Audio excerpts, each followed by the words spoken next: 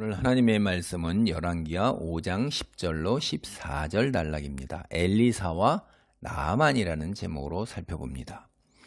엘리야가 갈멜산에서 바알 선지자 450명하고 홀로 대결했어요. 그리고 승리를 거둔 후에 그들을 모두 죽였죠. 그러자 이제 이세벨은 분노해가지고 엘리야를 죽이겠다고 공공연하게 이제 위협을 했죠. 그러자 엘리야가 생명의 위협을 느끼고 이때 이제 호렙산으로 피신을 합니다. 근데 이곳에서 하나님께서 이제 엘리야에게 임재하시고 하사엘을 아람 왕으로 세우고 예후를 이스라엘 왕으로 세우고 또 자신의 뒤를 이을 선지자로 엘리사에게 기름을 부어 세우라 이렇게 이제 말씀하시면서 소명을 주셨어요. 그런데 엘리야는 하나님께서 주신 이런 새로운 소명에 대해서 상당히 미온적이었어요. 적극적으로 하고 그 소명을 이루기 위해서 힘쓰고 이러는 게 아니었죠. 그 엘리사에게 이제만 봐도 기름 붓는 대신에 겉옷을 갖다 이제 던지는 거예요. 이게 이제 기름 붓는 거하고 겉옷을 던지는 거하고 같은 이제 결과적으로는 같은데 그래도 이제 우리가 좀 볼 때는 이게 적극적으로 가서 그렇게 하는 거하고 그 당대 풍습이 이제 이렇게 겉옷을 던지는 게 따르라 이런 이야기라고 합니다. 근데 이제 엘리사가 이제 자기 결정을 하죠. 스스로. 응? 엘리사 스스로 그 엘리야를 따르는 선지자 되는 선택을 합니다. 아주 결단력 있게. 그리고 하사엘과 예후는 엘리야가 기름 붓지 않아요. 그래서 엘리사가 훗날에 기름을 부어서 아람 왕과 이제 이스라엘 왕으로 세워요. 결국 그래도 하나님의 명령을 하나는 이행을 했지만 둘은 이행을 하지 않은 거예요. 엘리야로부터 인정을 받아 가지고서 이스라엘의 이제 대표 선지자가 됐어요. 근데 이제 인정을 다 다른 사람에게도 받아야 되잖아요. 그래서 하나님이 동행하시고 엘리야와 마찬가지다. 그런 능력을 가지고 있다는 기적을 그래서 선지자들, 수련생들하고 그다음에 백성들 앞에서 그리고 왕들 앞에서도 행했단 말이에요. 그러니까 그들 모두로부터 엘리사는 엘리야의 뒤를 이으는 선지자다. 이렇게 인정을 받았어요. 그 후에도 또 가난한 제자 과부의 경제적인 문제를 해결하는 그런 흘러넘치는 기름병 이런 놀라운 기적을 행했습니다. 이러한 이적들을 우리가 살펴보면 여호와께서는 자기 백성 이스라엘을 얼마나 사랑하는가 그리고 그들의 필요를 채워주시기를 얼마나 원하시는가 이런 걸 이제 드러내는 거예요. 우리가 바라보면. 그런데 이러한 기적을 행하는 과정에서 엘리사는 여호와 하나님은 생명뿐만 아니라 죽음까지도 주관하시고 다스리는 분이다라는 것을 분명하게 이제 온 세상에 다 드러낸 것입니다. 여호와 하나님께서 이스라엘에게 이처럼 각별하게 사랑과 은혜를 내려주시지만 여호와 하나님은 이스라엘의 하나님일 뿐만 아니라 온 세상의 창조주이고 통치자라는 것을 이제 또 드러내시는 것입니다. 그래서 우주의 창조주이시고 통치자로서 이스라엘뿐만 아니라 온 인류를 사실은 다 사랑을 하시죠. 그래서 하나님을 알든 모르든 상관없이 모든 사람은 하나님의 모양과 형상에 따라 창조되었기 때문에 하나님께서 당신의 걸작품인 인간을 다 사랑하시는 거예요. 창세기 1장 26절로 28절을 보면 우리가 알 수 있죠. 이런 사실이 사실은 열왕기에 전개되는 여러 가지 테마들이 있는 중에 굉장히 중요한 한 가지 테마인 것입니다. 그래서 다른 성경보다도 열왕기에는요. 믿음이 좋은 이방인 이야기가 자주 등장을 해요. 믿음이 좋은 이방인 이야기. 하나님께서 이스라엘을 택하여 세우셨지만 그 들리는 소문에 혹은 자기의 경험 속에서 하나님을 선택하고 하나님의 사람이 되는 하나님의 백성이 되는 그런 믿음이 좋은 이방인 이야기다 말이에요. 그래서 여러분이 자칫 이스라엘만을 하나님께서 택하고 오로지 이스라엘만을 사랑하고 다른 민족은 하나님께서 지옥에 보내는 그런 하나님이다. 그렇게 편견을 갖고 계시면 안 돼요. 우리가 자칫 그런 오해를 합니다. 이렇게 보면 하나님께서 이스라엘을 택해서 세상의 제사장 나라로 세우신 건 맞아요. 그렇다고 해서 이스라엘이 자기들이 생각하는 거예요. 편견으로 하나님께서 택하신 우리는 선민이다. 이런 의식이 굉장히 갖고 오만하고 방자했죠. 그리고 이방인을 모두 소위 지옥의 불쏘시개, 지옥에서 저 펄펄 끓는 그 불에서 함께 타는 그런 이렇게까지 무시했어요. 아주 이게 사실 굉장히 잘못된 교만이고 오만이고 편견이에요. 참 기본적으로 이스라엘이나 이방인이나 모두 다 죄인이에요. 죄인? 본질적으로 달라진 게 하나도 없어요. 하나님께서 택하여 세우셔서 소명을 준 건데 그 소명조차도 감당을 못하면서 이런 편견 속에서요. 이게 이제 인간의 그 사탄이 틈을 타고 들어오는 이런 편견 속에서 이렇게 교만하게 삽니다. 변화하지도 않으면서. 열왕기를 보면은 이방인들이 매우 긍정적으로 묘사돼요. 오히려 이스라엘보다도 더 경건하고 신실하다 이 말이에요. 근데 그러니까 이게 하나님께서 택하여 세운 제사장 나라, 선민, 하나님의 백성 그 스스로 그렇게 자부하면서도 실제로 이 경건한 이방인보다도 훨씬 못한 경우가 적지 않게 나와요. 하나님의 백성이라고 자부하면서 이스라엘을 우상 숭배한단 말이에요. 그런 행태하고는 전혀 달라요. 경건하고 신실해요 진짜로. 그래서 기회만 주어지면 여호와 하나님을 믿고 순종하고 의지하고 신뢰한다 이 말이에요. 예, 하나님께서 이스라엘을 제사장 나라로 세우신 것은 이방인에게 빛과 소금이 되고 살아계신 하나님을 증거하고 그래서 결국 이방인도 구원으로 인도하기 위한 건데 그런데 그들은 자신들만 하나님의 선민이라고 이방인을 무시하고 자신들하고 이방인을 구분만 하는 거예요. 구분만. 하나님께서 열방의 빛이 되라는 소명은 감당도 하는 것입니다. 그러니까 거룩한 삶, 변화된 삶을 보이지 못하고 이방인보다 더 추악한 삶, 더러운 삶을 사는 거죠.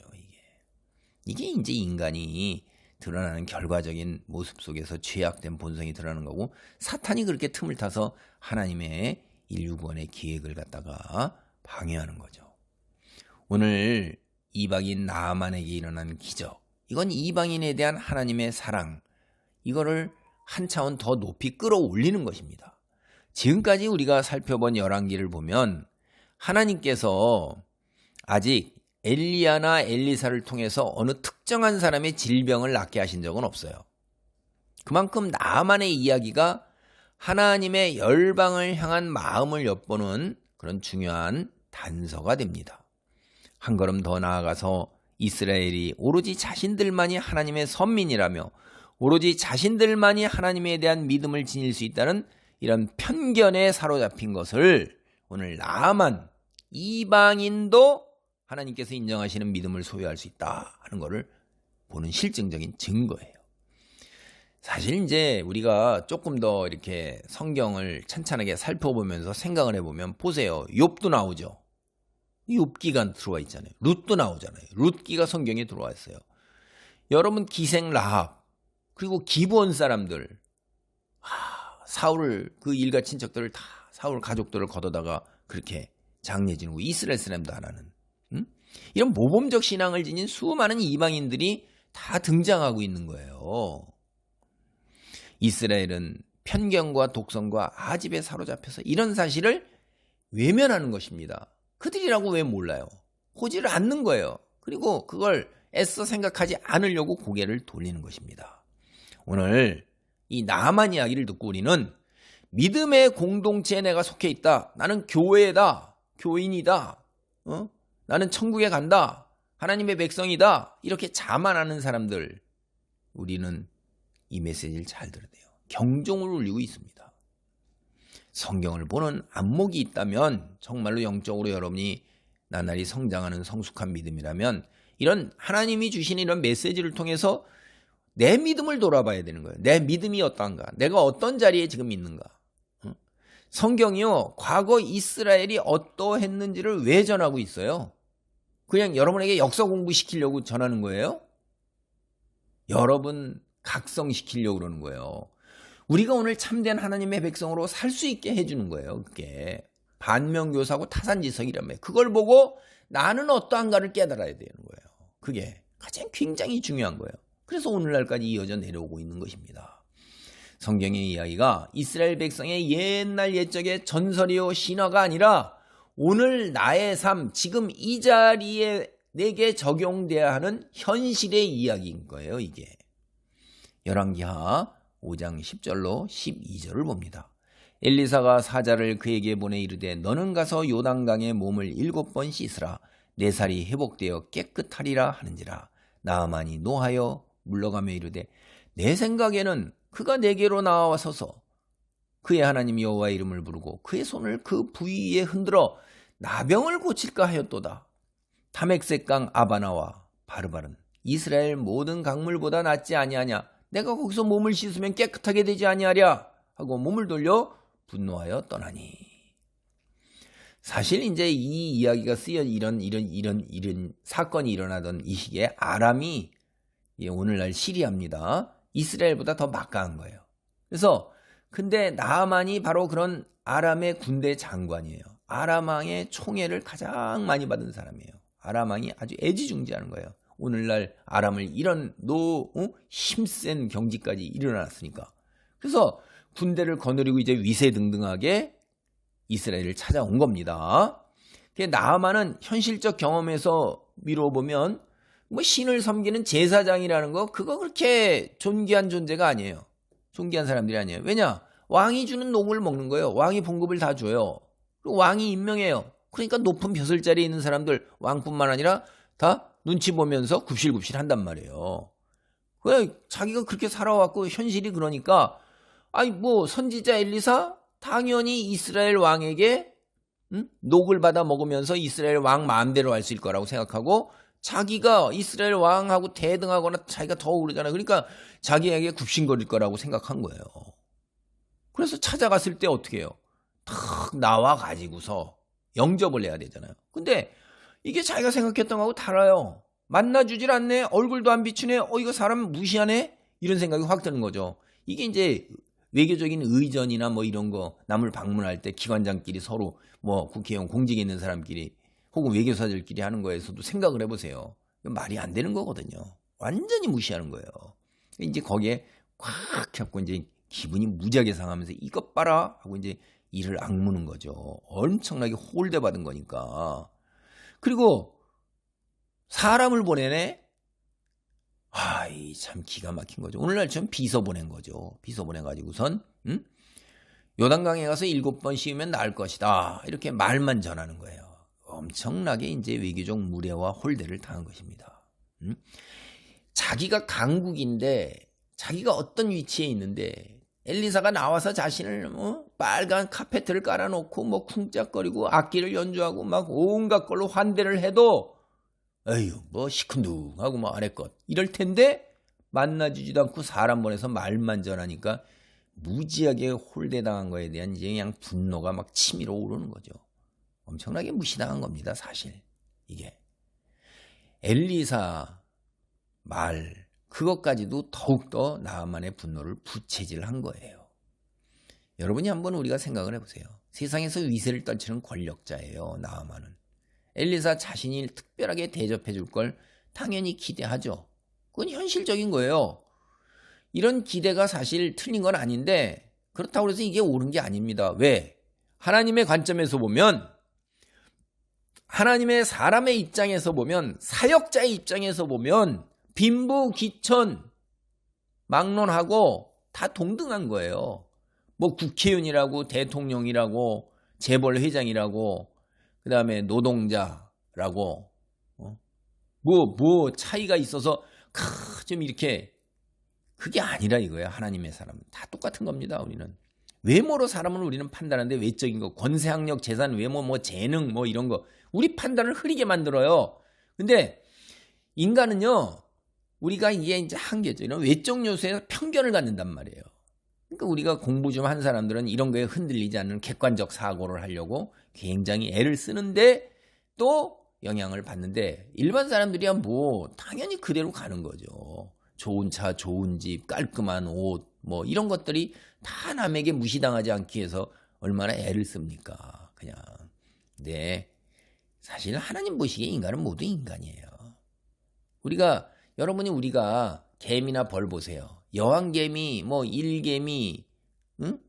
우리가 여왕개미는 어마어마해서 우리가 존중해서 막 의전을 갖춰서 뭐 이래요? 다 개미지? 벌도 마찬가지지. 여왕벌이나 일벌이나 모두 벌이지. 우리가 아이고 이거는 권력자야, 왕족이야, 왕족벌이야, 벌에게 우리가 그럽니까? 여러분도 안 그러잖아요. 그러니까 벌은 아무리 잘나도 벌이고 개미는 아무리 잘나도 개미예요. 인간과 비교가 안 되는 겁니다. 인간은 아람의 군대장관 나아만일지라도 하나님 보시기에 죄인입니다. 똑같이 하나님의 도움이 필요한 존재에 지나지 않는 거예요. 하나님 앞에서는. 그러니까 하나님의 사람을 대신한 하나님의 종 사역자 앞에서는 신분의 기천이나 남녀노소에 상관없이 모두 하나님의 은총이 필요한 피조물이고 연약하고 부족한 자들이에요. 이런 참 그걸 우리가 보면 이걸 또 근데 그렇게 행동을 그런데도 이걸 하나님의 종으로서 사역자로서 이걸 행동에 옮겨서 진짜 이렇게 한다는 거 목숨을 내놔야 되는 거예요. 누리는 걸 다 내놔야 되는 거예요. 현실적으로 쉽지가 않죠. 7번 요단 강물에 가서 씻으라는 처방. 이게 나아만의 화려한 등장하고 자기 기대를 감안할 때 이게 이제 겸손과 믿음을 순종을 요구하는 굉장한 처방이죠, 사실. 사실 이제 이 엘리사가 이런 처방 내린 거는 문둥병자를 정결하게 하는 율법하고 비슷해요. 레위기 14장 7절로 9절을 보면 제사장이 7번 물을 뿌리듯 엘리사는 나아만에게 7번 요단 강물에 가서 물에다 몸을 담그라고 그러는 거예요. 이게 이제 이미 그 말씀에 나와 있는 그대로 이제 따라서 그렇게 하는 거죠. 여러 가지 이제 부정을 갖다 정결하게 하는 절차, 이게 이제 레위기 13, 14장에 있어요. 그리고 숫자 7, 7번. 이거를 중심으로 한 예식들이 13, 14장에 굉장히 많이 나옵니다. 하나님께서는 사실 우리가 보면 나아만이 이렇게 된 거 다 하나님이 그의 삶에 개입하신 거라는 걸 우리는 성경을 보면 알아요. 그리고 그가 군대 장관 되게 하는 것뿐만 아니라 이스라엘 상대한 전쟁에서도 승리를 거두게 하는데 하나님의 손길이 있는 거를 성경을 우리가 지금까지 읽어본 걸 알아요. 그래서 이제 마지막 하나님이 그 높은 자리에까지 올려놓으셨잖아요. 그래서 나아만을 치료하기 전에 마지막 그의 중심을 보시는 거예요. 겸손의 시험을 치르게 하시는 거예요. 통과 못하면 끝나는 거죠. 우리는 하나님의 전지전능하심을 여기 이제 다시 한번 우리가 살펴봐요. 여기에서 하나님의 사람 엘리사가 나아만을 만나지도 않고 나병을 치유한단 말이에요. 처방을 내려서. 이게 하나님이 모든 상황을 다 알고 계시다는 거 아닙니까? 그리고 하나님이 치유 능력이 무한하다는 거예요. 이게 말로만 해도 그냥 낫는 거란 말이에요. 여기 나아만은 뭐예요? 여기 위에 막 호들갑을 떨어야 되잖아. 다른 이방 선지자들 온갖 걸 다 해도 안 되고 옛날에 엘리야가 대결했을 때 안 되니까 칼로 창으로 지몸하고 길길이 날뛰고 피 자해행위하고 그렇게 할 필요가 없잖아요. 그냥 우리는 기도만 하면 된단 말이에요. 오늘날로 예수님의 이름으로 기도하면 그럼 하나님께서 당신의 뜻이 있으면 들어 역사하신단 말이에요. 물론 기도한다고 우리가 모든 병이 치유되는 건 아니라는 걸 너무나도 잘 압니다. 그건 하나님의 뜻이 있기 때문에. 그러나 하나님이 하신다 하면 기도만 해도 난다, 말만 해도.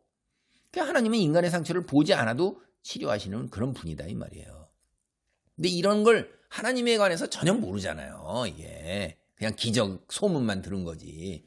꿰뚫어보지 못한단 말이에요. 나아만이 본질을. 그러니까 세상적 안목만을 지니고 있는 건 당연한 거고 당연히 자존심이 어마어마하게 상할 수밖에 없고 그래서 크게 분노하는 거는 통상적인 인간이에요. 이게 다. 이거 그렇게 안 한다? 인격이 높을 때 이렇게 안 할 것 같아요? 인격이 높아도 이렇게 합니다. 세상 권세를 다 가지고 있으면. 그리고 이게 통상적인 거예요. 그러지 않는 게 이상한 거지. 그러니까 나만이 화를 낸 것 영적 안목을 갖추지 못한 세상적 안목과 현실을 고려할 때 이거는 그냥 99%, 99.99% 당연한 거란 말이에요. 현실적으로 인간은요 자신의 경험과 안목에서 판단합니다. 그러니까 자기가 신의 위치에 올라서는 거예요. 하나님이 없는 사람은. 그러니까 자신이 사는 아람, 다시 말씀해 시리아예요. 그게 다마스쿠스, 요새 다마스커스라고 그러잖아요. 그게 시리아의 수도. 그 요단강보다도 훨씬 크고 좋은 강. 이게 아바나 강이 있고 그다음에 바르발 강이 있어요. 아니 그게 강이 얼마나 좋은데. 요단 강물보다 훨씬 크고 더 깨끗하고 좋은데 이것도 이제 여러분이 이제 우리가 흔히 뭐 민족적 자존심 뭐 이렇게 얘기하면 우리나라의 지형이 좋고 기후가 좋고 산물이 좋고 강이 좋고 물이 좋고 이런 얘기하잖아요. 마찬가지예요. 자존심 엄청나게 건드리는 거죠. 이런 게 뭐 그러니까 나만이 막 화를 엄청나게 낸 거 당연한 거고 아유 그냥 본국으로 돌아가려는 거 당연한 거예요. 그게 열왕기하 5장 13절로 14절입니다. 그의 종들이 나와서 말하여 이르되 내 아버지여 선지자가 당신에게 큰 일을 행하라 말하였다면 행하지 아니하였으리이까 하물며 당신에게 이를 씻어 깨끗하게 하라 함이리이까 하니 나아만이 이에 내려가서 하나님의 사람의 말대로 요단강에 7번 몸을 잠그니 그의 살이 어린아이의 살같이 회복되어 깨끗하게 되었더라.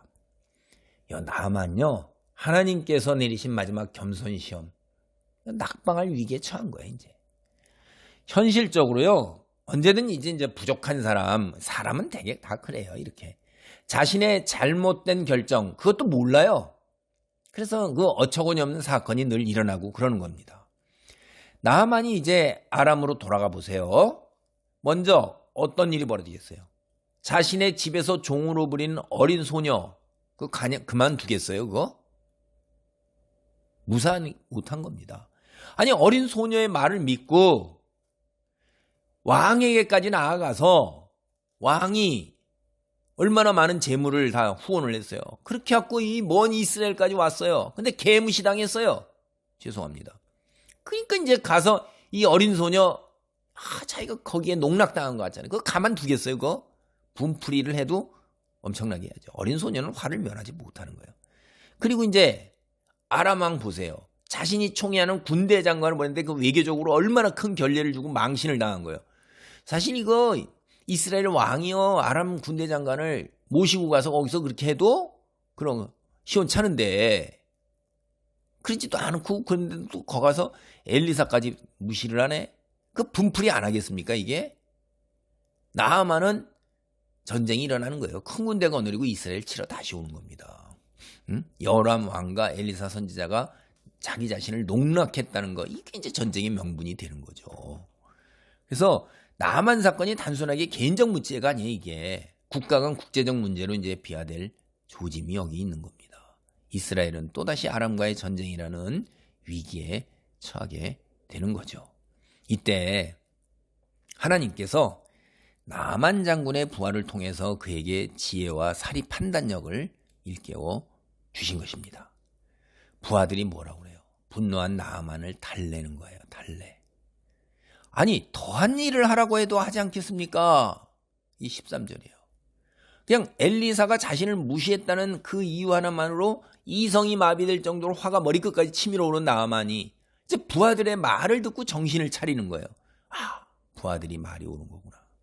그러니까 이 주변에 있는 사람들이 이렇게 충성과 지혜를 같이 지녀야 돼요. 그리고 주인도 상관도 그거를 들을 줄 아는 이런 총명함이 있고 자기 자신의 그 감정을 다스릴 수 있어야 돼요.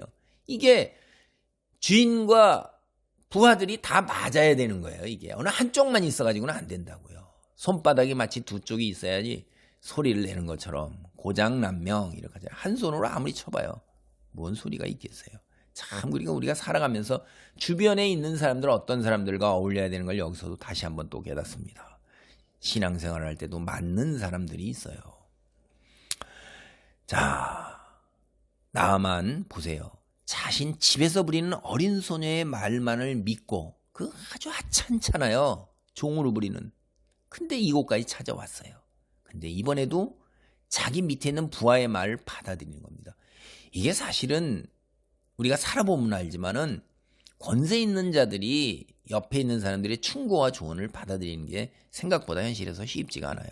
그러니까 위에 대통령이라든지 장관이라든지 국회의원이 됐을 때 보좌관 주변에 있는 사람들 혹은 장군이 참모들의 말을 받아들이는 게 인격적으로 굉장히 높은 겁니다. 그리고 그 말을 듣고 최종적 결정을 하는 건 자기예요. 어차피 책임은 자기가 져야 되니까 이것이 과연 그러한가 안 그러한가를 자기의 이성과 경험 안에서 능력 안에서 자기가 신의 위치에 판단해야 되는 거예요. 그러니까 책임을 지고 망하거나 흥하거나 건 다 결국은 자기 거죠. 이 자들이 사기로 의도로 거짓으로 하는 건가 내가 보니까 이게 합당하고 논리적으로 맞는 건가 하는 걸 결정해야 되는 거죠.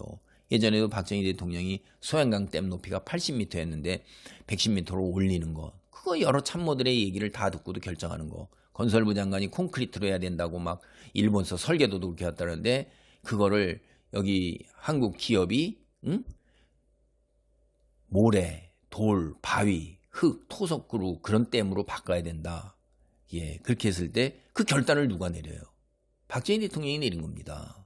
그러니까 지도자는 그렇게 그 판단을 했을 때 결정적으로 고속도로 까는 것도 결정적으로 지도자가 다 반대해도 결정을 내려서 했잖아요. 그때 당시에는 다 반대한 거예요. 여야 할 것 없이 김영삼, 김대중 대통령도 다 가서 들어 누웠고 반대하고 목숨 걸고 반대한 거를 밀어붙여서 하는데 근데 뒤에 갔을 때 얼마나 옳은 판단이야. 말도 못하게 옳은 판단이 소양댐도 그래요. 토사댐으로 한 것도 그렇고 높이도 그렇고 참 근데 이게 굉장히 어려운 거죠. 근데 이걸 받아들여서 판단은 결국 자기가 해야 되는 거예요. 잘못되면 다 죽는 겁니다. 그러니까 지도자가 굉장히 중요한 건데 여기서 나만 현실에서 볼 때 성경적 표현으로 작은 자예요. 세상적 표현으로는 별 볼 일 없는 하찮은 사람들 말이에요. 그것도 귀담아 들으면서 판단하는 거예요. 그들의 말이 옳다고 생각되면 믿고 따른다 이 말이에요. 그 결정을 받아들인 거예요. 이거 굉장히 겸손하고 온유한 성품이라 이 말이에요. 하나님께서는 이처럼 겸손한 자와 사람을 외적 요소로 차별하지 아니하고 편견을 갖지 않고 들을 귀를 가지고 있는 이런 사람들을 축복하시는 거예요. 우리 이런 걸 위해서 기도해야 되는 거예요. 재물을 달라고 건강을 달라고 형통하게 해달라는 것보다도 하나님의 사람으로서 거룩한 성품을 지닐 수 있도록 하나님이 우리에게 인애를 베푸시고 진실되게 일관되게 하는 이런 성품을 내가 가지고 이런 거에서 신앙생활을 하면서 하나님의 영광을 드러내게 해달라고 이런 기도가 우리의 기도가 돼야 되는 것입니다. 그게 주된 기도가 돼야 되는 거예요. 하나님의 구원은 때때로 들을 귀를 가진 자에게 임하는 거예요. 그러니까 볼 눈과 들을 귀를 달라고 하나님 말씀을 바르게 보고 바르게 깨닫고 하나님 말씀 안에 머물고 순종할 수 있도록 주여 능력을 주시옵소서. 우리 이런 기도를 늘상 일상 꾸준하게 해야 되는 겁니다. 나아만 부하들의 말은 사실 전적으로 옳은 거예요. 엘리사가 나아만에게 당신의 병 대단히 심각해요. 먼저 일주일 동안 물만 먹고 금식하고 기도하세요. 그리고 시내산 동굴에 가서 일주일 동안 마늘과 쑥만 먹으세요. 홍해 바다에 가서 짠 소금물에 오전 오후마다 1시간씩 7차례 몸을 담그세요. 잠깐이라도 물에 나오면 안 됩니다. 이렇게 하면 어떻게 해야 해요? 엄청난 걸 요구하잖아요. 엄두가 나지 않죠. 그래도 이제 해보자 이러는 할 건 아니에요. 자신이 앓고 있는 병이 너무나도 심각해서 이렇게 멀리 왔는데 쉽게 고칠 수는 없는 걸 거다. 그러니까 병 고치는 게 그만큼 어려울 거다. 이렇게 당연히 생각하니까 엄청난 요구를 해도 처방이 굉장히 특별하고 심각할 거다. 그러니까 나만 엘리사가 사람을 보내 전한 처방 요단강 가서 7번 물에 잠갔다 일어났다 잠갔다 일어났다. 이게 믿어지냔 말이에요. 안 믿어지죠. 해결책이 될 수 없다고 자신의 경험 안에서 단정을 짓는 거예요. 그게 나만 판단 현실적으로 지극히 상식적이고 당연한 거예요. 근데 그가 믿음이 없기 때문에 그래요. 영적 안목을 갖추지 못했으니까 현실적인 그 모두 자기가 가지고 있는 학식, 경험, 이성 안에서 이런 판단하는 게 100% 옳은 겁니다. 세상 사람들이 왜 예수님을 안 믿어요? 죽었다 부활하는 일이 어디 있어요? 말도 안 되는 일이지. 신화와 전설도 그런 건 없단 말이에요. 그러니까 황당한 얘기란 말이에요. 그리고 하나님이 세상을 창조했다. 그건 신화와 전설을 넘어서는 거예요. 그냥 막 말도 안 되는 얘기지. 그러니까 근데 네가 다 알아? 지가 세상을 하나님이 창조 안 하셨다는 걸 네가 다 하면 너는 하나님보다 더 아는 거네. 자기가 그렇게 그건 아니야라고 하니까. 근데 진짜 그러냐 이 말이에요.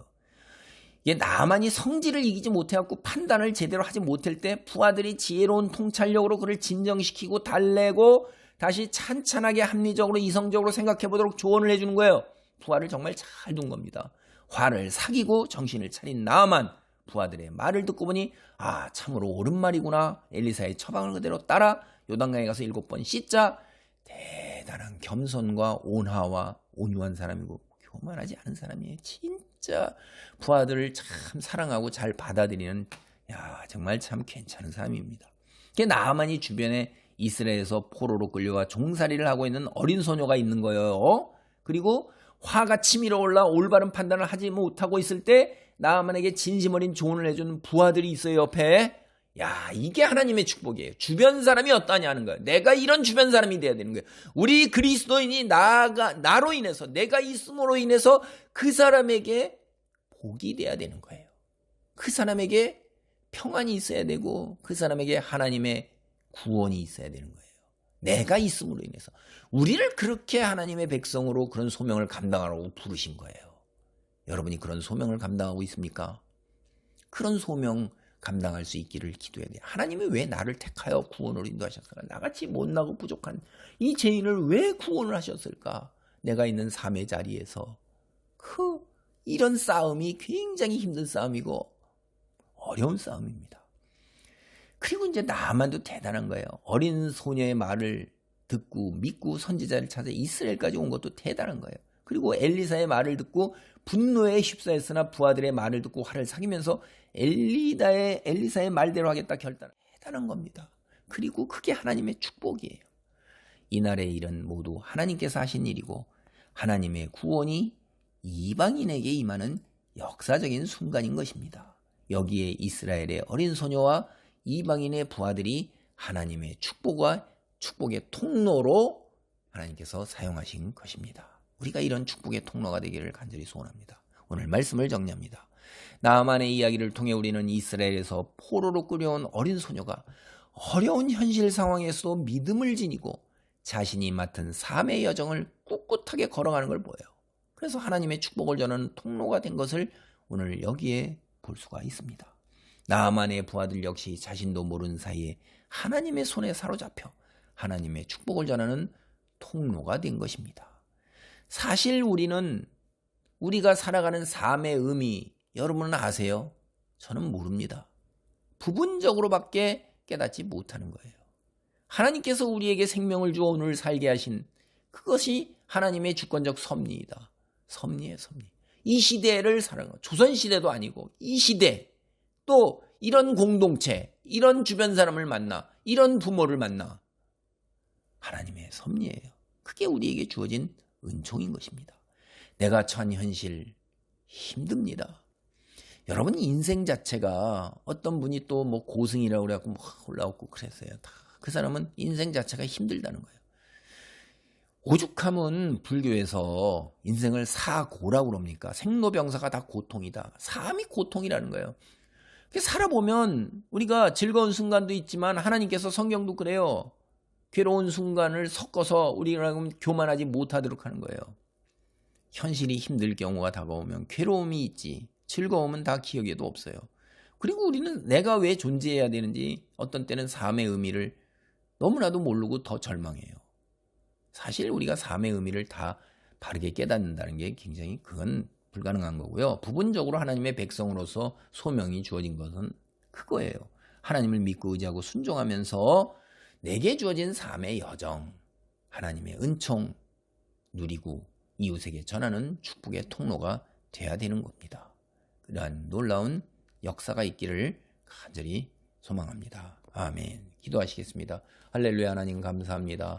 이방인까지 사랑하는 그 놀라운 하나님의 사랑이 나아만의 사건을 통해 우리가 봅니다. 그리고 나아만의 그 아버지 하나님의 고결한 성품, 온유한 성품, 그럼에도 불구하고 분노하고 좌절하는 것, 그럼에도 불구하고 그 주변에 어린 소녀가 있고 지혜로운 부하들이 있고 하나님의 축복이 있어 들을 귀와 볼 눈을 갖게 된 것, 아버지 우리가 이 놀라운 하나님의 섭리와 아버지 역사를 봅니다. 우리가 이런 볼 눈, 들을 귀, 그리고 하나님께 순종할 부드러운 마음, 이것을 우리가 온전하게 하나님께서 은혜로 우리에게 주셔서 이 땅에 머무는 동안 내게 주어진 삶의 자리에서 고난과 시련이 있다 할지라도 이를 능히 극복할 수 있게 천군 천사로 도우시고 주의 권능이 함께 하사 하나님의 영광을 드러내며 이웃에게 하나님의 구원의 생명의 복음을 전하는 축복의 통로, 은혜의 통로가 되기를 간절히 소망합니다. 주님 홀로 영광 받으시기를 바라옵고 예수님의 이름으로 기도하옵나이다. 아멘.